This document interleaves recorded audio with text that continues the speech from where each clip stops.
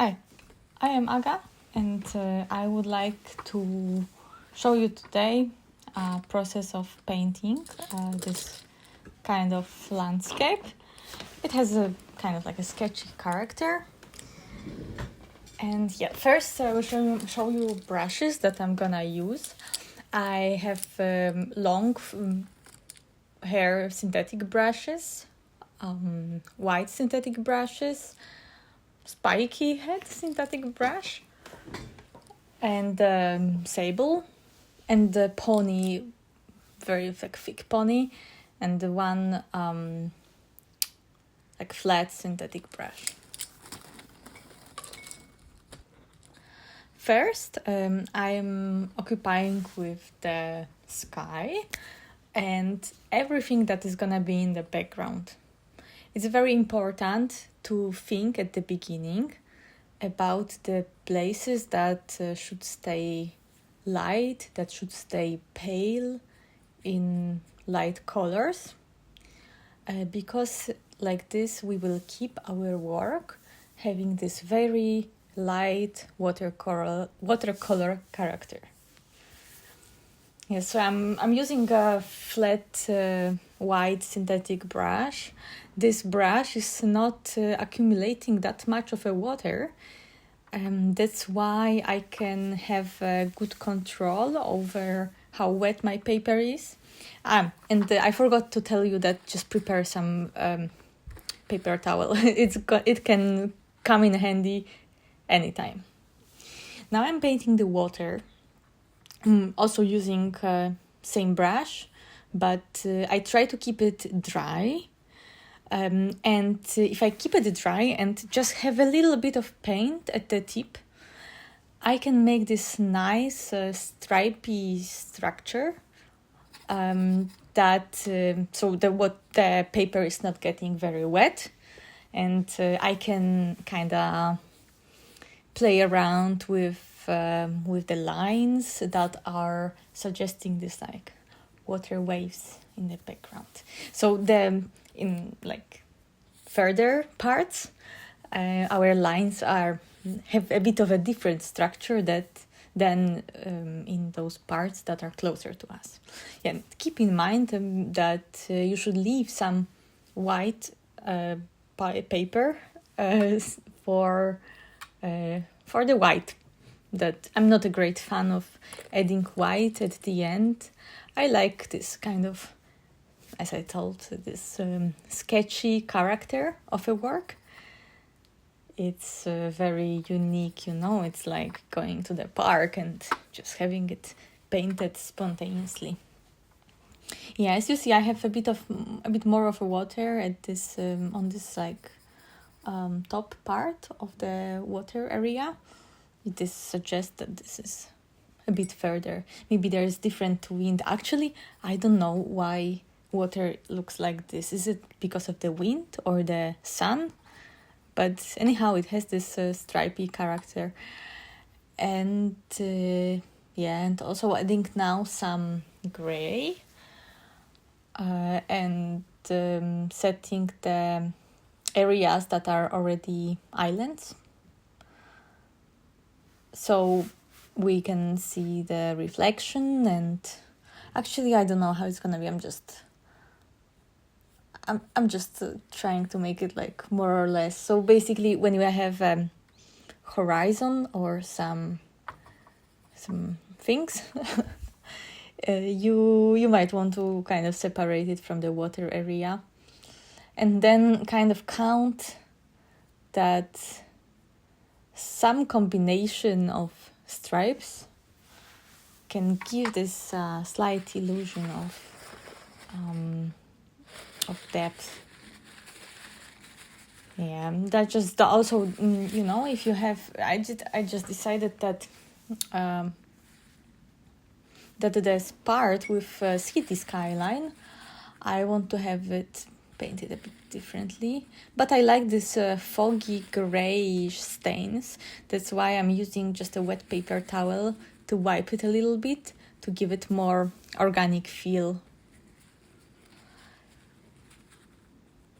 And yeah, so one part, as you see on the example image, one part is city skyline, while other is kind of like a wild island. Now I'm gonna be doing the first plan, so the area closest to us that is covered with vegetation. And yeah, I'm using this kind of like olive color that comes from mixing black or dark gray with yellow. This way your green is not looking very chemical. It's looking pretty organic. I mean, I'm not using it exclusively. I also like this chemical green because it's very vibrant.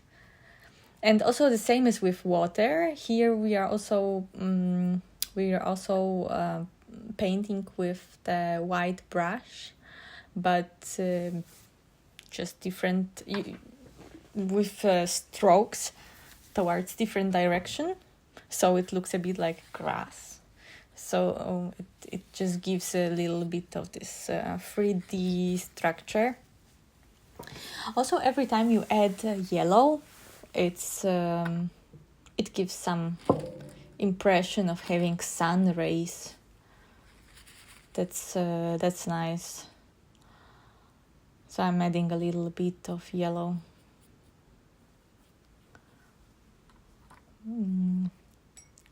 Yeah, and the green, as I told you, that is ready-made green is sometimes also nice. But yeah, try to differentiate the first plan so the color stain looks interesting. Yeah, and now the water. I'm trying to add some more water to the water and paint more waves and make it more spacious, add more, let's say, perspective. So our waves are kind of more dense with the distance. But I told you that I don't know how it works. Yeah, you can play around with different blues. So, for example, in further parts, you can use different shade than in the front. But I think, just keeping it slightly different than the sky is nice. And now I'm adding some reflections. So if you add some vertical lines, it creates an illusion of some objects reflecting in the water, some that are closer, some that are further. Just play around with this and make it appear more or disappear more. I think it's also a nice way to create illusion of space. I'm not very precise with this. It's about feeling rather than being very precise, I would say. So just make it more watery or more sharp in parts. This is also a nice way to create some depth illusion. Now I'm trying to paint the island, but maybe a different brush would be better. I mean, the building should be straight, but this technique is it can be a bit wobbly. Why not? This is the water. Water is wavy. Water can kind of cooperate with us on creating such a sketchy landscape. But I switched to flat synthetic brush. Any kind of like a flat straight brush might be helpful in this case. I would not use any kind of rounded. Also, these like spiky shaped brushes might make this thing a bit more difficult. So I'm painting those buildings, trying to keep them more or less one shade, but not entirely. So there is more illusion of, light, shadow, and space. I am using here. I'm using some I think violetish and mixed with gray. I mean, I call this color black, but it's actually gray, dark gray. So yeah, this is another thing that is somehow important when you are painting landscapes, that the more vibrant colors you have, the closer they seem to be to us. I wanted the building to be a bit more in the background. That's why I make those gray shades. But you know what? This like entirely gray is, you can play around with this. Now I'm adding some yellow, some violets, just to make this illusion of light and shade and not make it entirely gray. Just that there is some variation. And yes, now I'm making some illusion of vegetation with the same flat brush that I was using for other things. You see that this brush is very good for making structures. I mean, like patterns or textures. Textures, that's the best word for it. Maybe I will now just play around with this reflections also, so it fits more, but it doesn't matter actually, because it's so far away that we actually don't really know what is closer, what is further. And just, of course you can be more precise about it, but I think that's okay. That's okay. The feeling is the most important. Yeah, and also the shades with some little shades of violet. You see that this violet is a bit of a different color than this just this grayish. I was checking if it's dry, sorry. And now we are coming to the first plan. So the objects that are the closest to us and the actual construction of the whole picture. I use the thin brushes to this to make it. I recommend you using thin brushes with very long hair, because they can accumulate a lot of water.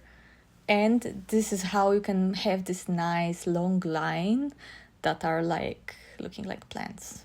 I like it. And also some contrast colors. So either this kind of like dry vegetation ochres, or some just totally darker. I needed to make it somehow straight. Didn't have a ruler, sorry for this knife. But I'm not very comfortable with like recording and looking at the picture straight, sorry for this. But yes, you can use anything as a ruler, anything that helps you. Everything is allowed. Yeah, and now I'm painting the horizontal line. And what is important, what are you gonna see in a moment, that if you plan to make some things in the front, it's nice to think about it in advance, because watercolor is a transparent technique. So everything that you that you paint in the background will also be visible in the foreground.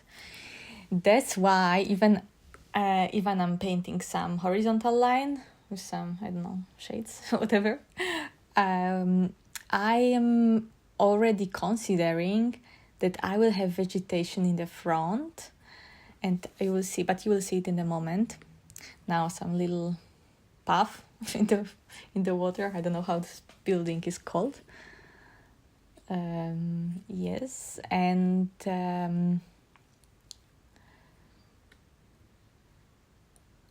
yeah, so we can use some like darker colors, some browns, grays, a safe choice. It's a not very sophisticated color in this case, but it's a safe choice that will give you this drawing thing. And this is the thing that I was talking about, that if I plan to have some vegetation in the front, I'm using this horizontal line already, to set this drawing in order not to make it kind of cut in the middle afterwards.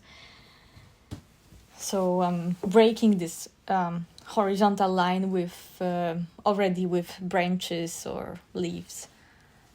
That will help me later on when I finish the work. And now we are starting to really get occupied with the front. This is some kind of like a palm. I don't know actually what this plant is, but it's a bit, it's not very fit, but it looks somehow interesting. That's why it's gonna be in the front. And yeah, you see that the back is still wet, so I can still kind of play around with this. Of course, there are different techniques to make this illusion of depth. This is the way I like to do it. If you have some other techniques, I would love to see them, or I would love you to share them in the comments. Yeah, now it's just this process of making leaves. I will make it faster. It's a bit boring. So basically, sometimes it's nicer to sketch first the leaf with just water or with some very light colors, so that then you can just fill it with color. Then you have like less risk of putting very dense watercolor at the beginning and, for example, making a mistake. You can correct it and just like let the color in afterwards. Yeah, you need to now be a bit mindful if parts of your pictures are wet or dry. But sometimes also if you make a mistake in it, it's also not a big problem.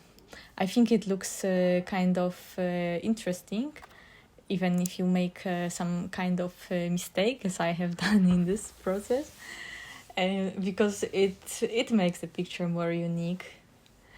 I think that the only important thing in the picture like this is just to keep this space. So in the first plan you have contrast, you have contrast colors, contrast values, and different kind of character of stain.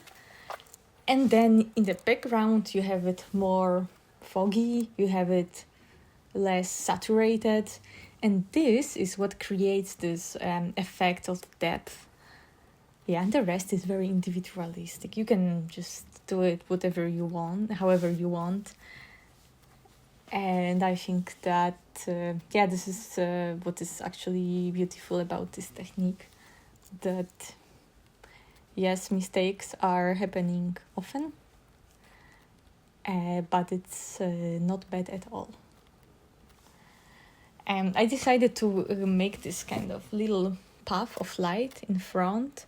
So this is a bit of a topic of this picture. So you kind of see on a diagonal those like warmer color stains that are guiding our eye with the light. And those little stories that you are telling with your pictures are really sometimes adding the character to your works. Yeah, and here we are, done. I hope you enjoyed it, and I hope I helped you a little bit, even though I'm a bit chaotic with my explanations. And that's it. I mean, yeah, I wish you very chill arting and a nice day.